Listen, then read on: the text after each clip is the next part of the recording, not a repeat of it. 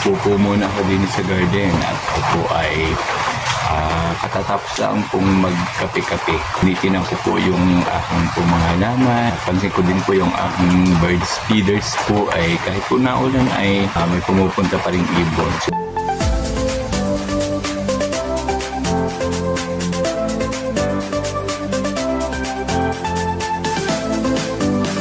Magandang araw po sa ating lahat. Maulang araw po. Ngayon po ay uulan dito po sa garden ay basang-basa po ang lupa. Tumambay po muna ako din at din po ako nagkape-kape. Kumusta po? Ang iba po ay malamang ay tulog pa dahil malamig po ngayon at mag-uulan. Sana po ay ulan laang. Huwag naman po sanang bagyo.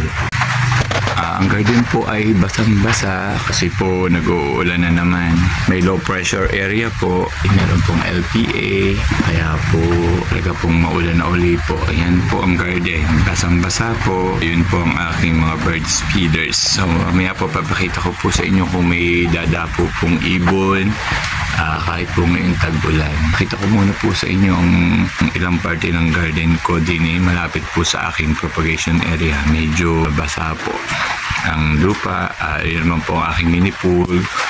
May tolda na po yan pero may mga pumapatak pa rin pong tubig. Okay lang po at may maipandilig po pagka sumikat na po ang araw.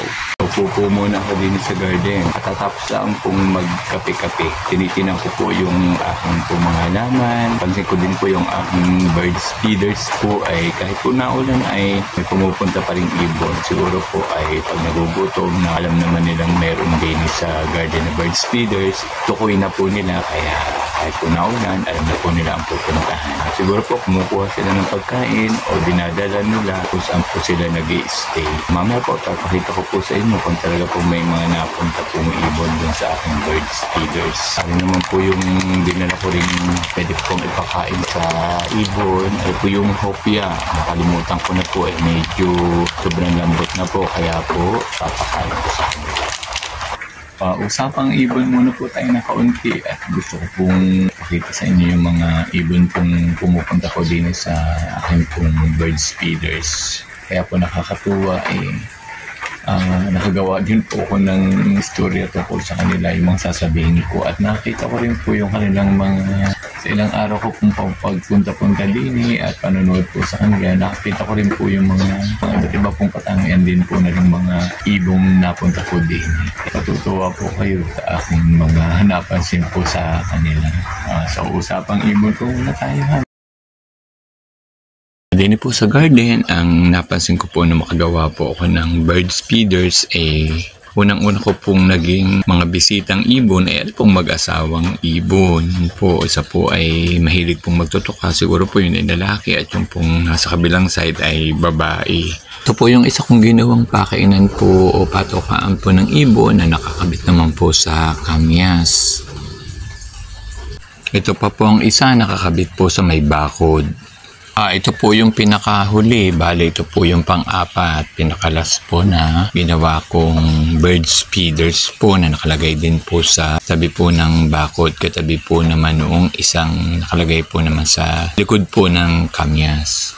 Sa ilang linggo ko pong pag-stay po sa propagation area at pagmamasid po sa mga ibon pong dumada po sa akin pong birds feeders, nakilala ko na po naging pamilya na po ko sa kanila at meron pong isa pong ibon na talaga po namang meron din po palang ibong medyo may kadamutan na tayo pong madadaisan, lalo na po kung ang dadais po yung maliliit na ibon na gusto rin pong makikain doon sa ginawa kong birds feeder. Nakakalungkot naman po pag meron ganun po din palang klaseng ibon. Ito po yung ibon na malaki at medyo napansin ko po na siya po yung medyo may kadamutan. Ayaw na ayaw po niyang dadaisan po yung aking pong birds feeders, lalo na po kung maliliit pa po ang ibon at talaga pong hinahabol po niya. Kaya po yun, umalis na po ulit yung maliit. Pinuntahan po ulit niya yun, sinundan po niya. Tayo niya po, may kadamutan po. Yan po ang madamo. Yung pong isa, tayo niya po yun, may maliit po dong ibon, pupuntahan po niyan. Ayan, tayo niya po, hari po yung isang maliit na narinig. Gusto po siya lang kumain. Meron pala din po para sa ibong madamot-damot. Nagliliparan po ang mga ibon, kakatuwa. Ang dami pong ibon. Pero yung isa po ay talaga pong may kadamutan eh. Ayaw pong, gusto po siya lang po. Yung po, madamot pong ibon yan po. Ano po yung iba. Gusto po siya lang kumain. Hindi ko lang masabihan huwag kang kumain na ikaw may busog na ay kadami na niya nakain, mataba na po eh. Tapos yung iba po, ayan po, naninimot lamang po. Sa baba. Saan pa yung iba? Ayan, kaya po din sa garden, pag ako'y natambay po, kaya yung pong aking bird feeders po ang aking pinitingnan. Ari po, ang isa pong maliit, medyo lumayo-layo po muna at siguro po nagka-nervous na po doon sa malaking ibon. Medyo madamot-damot nga naman kaya lumayo-layo. Mamaya po dadais po uli yan. Ibang binabantayan ko po yung pagdating po uli ng mga ibon. Usapang ibon po muna tayo. Ang mga ibon po pala ay talaga din po palang kung may partner po sila, ay talaga pong sila po din talaga pala ang lagi din magkasama. So, lado na din po nila ang kanilang area na pupuntahan. Diyan na po ulit yung maliliit na ibon, oh. Yan. Nadating na naman po dyan yung malaki. Yan, oh, nagdadating na po ulit yung mga ibong maliliit. Yan po. Nakakatuwa po. Yan po yung maliliit na ibon. Yan po, ang dami po, oh, nakakatuwa. Malis po muna. Siguro na timing po. Po yung dalawa pong maliit. Ayan. Siguro po tinitingnan po muna nila kung narito po yung malaki-laki. So mamaya po bababa po yan. Yan po. Nakakatuwa po eh. Yan po nasa taas po ng kuryente. Ayan. Ito po yung aking pakainan.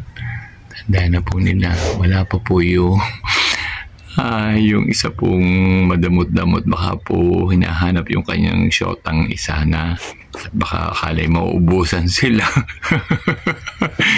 Bantayan po muna natin yung dalawang cute na ibon. Kung bababa po, yun po. Ayan. Yun po ang dalawa, magkahiwalay po. So yun, umalis po muna yung isa. Wala pa po yung ibong malaki.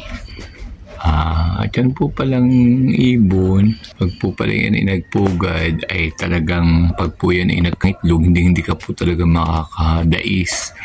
Minsan po ito pong bird feeders ko po, ang tabi po ay pugad, ay talaga naman pong kahit po lagyan ko ng pagkain, ay talaga pong ako po sinasalpok nung hindi ko lang po alam kung ang nasalpok po sa aking ibon yung ina o ang ama.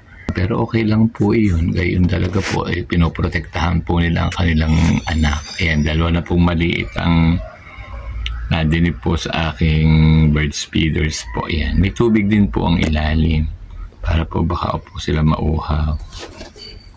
Ayan po yung dalawang ibong malinggit. Ayan. Ayan, close po sila. Pero ayan, close po silang dalawa. Hindi po sila nag-aaway. Wala pa po yung madamot-damot. Pamaya po susugurin na naman po sila. Ata rin isa. Ayan, nakakita po nung mga nalaglag po. Ayan po. Tuka po, tuka. Ayan. Yan. Nakakatuwa po. Malapit po sa aking upuan. Hindi po sila takot sa akin. Kaya po nakakatuwa. Ayan. Siguro po nakikita po nilang ako ang naglalagay ng pagkain. Nawala na po. Ako ang naglalagay ng pagkain. Kaya po hindi na sila natatakot yun po, sumulpot po ulit. Natuwa po. Yung isa na timing po uli at wala po yung madamot na ibon. Ayan po. Nakita pong nakakatsempo po. Ayan, umalis po uli. Ayan, wala po saan po nagpunta. Isang malinggit na ibon, nakakatuwa po, nakatiming po. Sige, kain. At para wala pa naman yung isang malaki. Ayan, tuka-tuka po sila. Nag-enjoy naman po sila sa pagkain. Kaya po basta po ako'y kumain, nilalagyan ko rin po sila. Yan, doon po sa ilalim noon ay may tubig pagka po nauhaw sila. Ayan, nakakatuwa po. Kapag kakakain naman po, talaga pong lipad siguro tinitinan din po baka po may manakit sa kanila. Pero maaari po yung maramot pong ibon, yung talaga pong bantay na bantay kaya po walang makadais. Ay tingnan nyo po, bantay na bantay po niya. Yan, tapos siya naman po ang kain ng kain. Patingin-tingin pa po kala mo po na may kanya.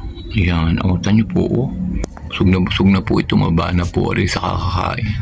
Kaso ang ayaw ko po sa kanya gusto po na may siya lang.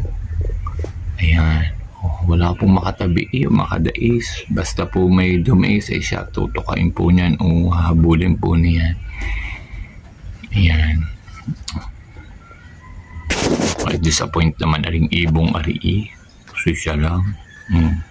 Kaya naman po siguro pag busog na at umalis at bundat na at namamahinga, yan, sinasalisihan naman po ng maliliit na ibon. Yan ang dami ko po nilalagay ng mga kanin. Kaya po, niyo po, yan, nagdala pa po. Kahit po nag-uulan, ay talaga pong meron pong ibong pong tumutuka. Yan, medyo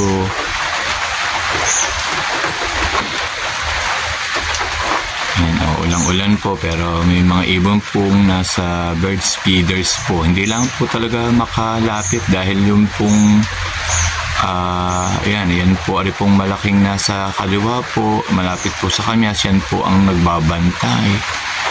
Yun naman pong matuka, yun po ay asawa niya ata. Kaya po yung dalawa pong maliit, hindi po makalapit. Yan, mamaya po ay yan, yun po, naglipad pa rin po dun sa isa. Bali 3 po, 4 pala ang aking birds feeders na ginawa. Yan, nakatuwa po. Kahit po ulang-ulan, ayan, tuka po ng tuka. Yun naman po ang iba. Sana po ay magbigayan sila para pare-pareho po silang maaliw po sa pagkain. Ito nyo po, ay po. Dami pong ibon, nakakatuwa po. Tuka po ng tuka yung maliliit pong ibon. Ayan, pag nakita naman po nung malaki, ay talaga naman pong gusto naman po siya laang. Ayan, nakakatuwa po. Ayan. Ang dami po nila. Nakakatuwa po silang tingnan. Yan, ilan po ay nasa baba. Sige, kain kayo, tuka kayo. Marami pong nasa baba. Hindi ko na lang po malapitan at ako po ay nadidinig sa propagation area ay mababasa po ako. May dala naman po akong payong. Ayan, yun po ang medyo boss po na malaki-laki. Ayan. Ito po niya siya lang Ayan, malis na po. Ayan, tingnan nyo po, sinasalpok po niya. Aksura po, yung malaking isa. Ayan, tingnan nyo po. Ay, gusto naman po niya isa lang. Napaka-unfair naman po niya. Kaya laang po, hindi ko po magagawa ng para kung paano po. Siguro naman po makakasalisi din po yung maliliit. Ayun naman pong malaki busog na. Baka po pag nabusog na, pupundo muna po siya. Ayan. Tingnan po, inaaway talaga. Habulang-habulang po sila. Ari po ang ibong medyo hindi po maganda ang pag-uugali. Sana po magbago po siya kasi dapat po ay mapagbigay kasi sobra-sobra naman po ang pagkain. Sana ay dumating ang time na para din pong tao na matuto rin po kung madamot-damot po ay kailangan po magbago at maging mapagbigay po, lalo po kung sobra-sobra na naman po ang mga biyayang nakukuha. Yun po ang gusto kong mangyari pagdating po ng panahon sa kanilang mga ipon. Sa buhay po natin, hindi po natin kailangang gayahin ang ganitong klase ng ibon kasi po dinadaan po niya sa laki. Dadating din naman po ang panahon, mamamatay din po siya. Kaya habang paspas siya, dapat nagbabago siya. Tulad po ng tao, wag din po tayong masyado pong gahaman. Tayo po ay pinihiyaan ng Panginoon ng maraming blessing. Dapat po marunong din po tayong mag-share. Huwag po tayong madamot. Kailangan po ay kung meron po tayo, may nangangailangan, magbigay po tayo. Basta po makita po natin na hindi naman po tayo inaabuso. Ganun po dapat sa buhay. The more po na tayo nagsishare ng blessing, mas lalo po, mas madami pa po ang dadating. Kaya tayo pong mga tao, dapat po maging mapagpakumbaba po tayo, marunong po tayo magbigay, lalo na po sa mga nangangailangan. At alam po ni Lord na pag po tayo ay naging mabuting tao, maganda po ang kalalabasan ng buhay natin.